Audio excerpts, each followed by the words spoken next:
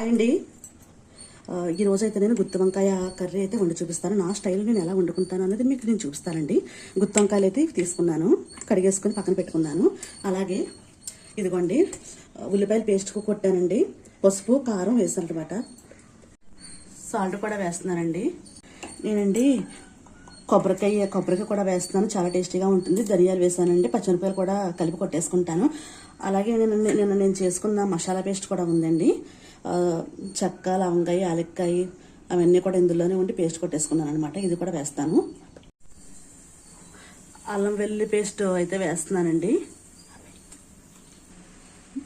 మసాలా నేనండి మిక్సీ కొట్టుకున్నాను కదా, ఇవి కూడా వేసేస్తున్నాను. మనం ఉప్పు, కారం, పసుపు, మసాలా ఇవన్నీ వేసేసుకున్నాం కదండి. ఇవన్నీ కూడా మనం బాగా ఇలా కలిపేసుకోనండి వంకాయలోని పెట్టేసుకోవచ్చండి. ఇదిగోండి ఇలా మనం స్టఫ్ చేసేసుకుందాం.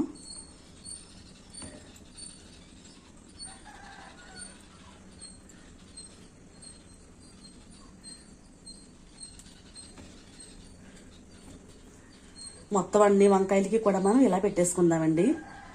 పోపులండి ఆవాలు, జీలకర్ర, మినపప్పు, పచ్చిశనగపప్పునండి.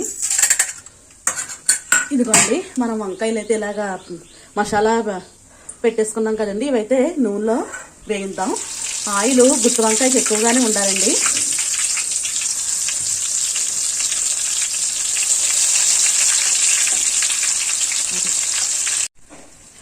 మిగిలిన ఈ పేస్ట్ అంతా కూడానండి ముక్కల మీద వేసేస్తున్నాను. ఇంకేంటి నాకు ఉప్పు, కారం, పసుపు అన్నీ కూడా కరెక్ట్గా సరిపోనియండి ఈ ముక్కల్లోకి. ఇంక నేనైతే ఏమి వెయ్యను. ఇంకండి మనం ఈ ముక్కలన్నీ కూడా వేగుతూ ఉంటాయండి. గుత్తి వంకాయలు అన్నీ కూడా వేగుతూ ఉంటాయి కాబట్టి మనం ఇలా మూత పెట్టేసుకుందాం సిమ్లో పెట్టేసి. ఫైనల్గా కరివేపాకు కూడా వేసేసండి మూత పెట్టేస్తాను. సిమ్లోనే ఉండాలన్నమాట అండి స్టవ్ అయితే. నేనండి కొద్దిగా చిక్కటి పాలు అయితే పోస్తున్నాను. మనకి సరిపడ్డ వాటర్. వంకాయలు అయితే బాగా మగ్గిపోనియండి, వేగిపోని అనమాట. వాటర్ కూడా ఎక్కువగా పోసుకోకూడదండి, మళ్ళీ పేస్ట్ కింద అయిపోతాయి అనమాట. ఇదిగోండి వంకాయలు అయితే చాలా మటుకు మగ్గిపోనియి, ఇంకా మగ్గాలన్నమాట. ముబ్బ వంకాయ కర్రీ అయితే రెడీ అయిపోయిందండి.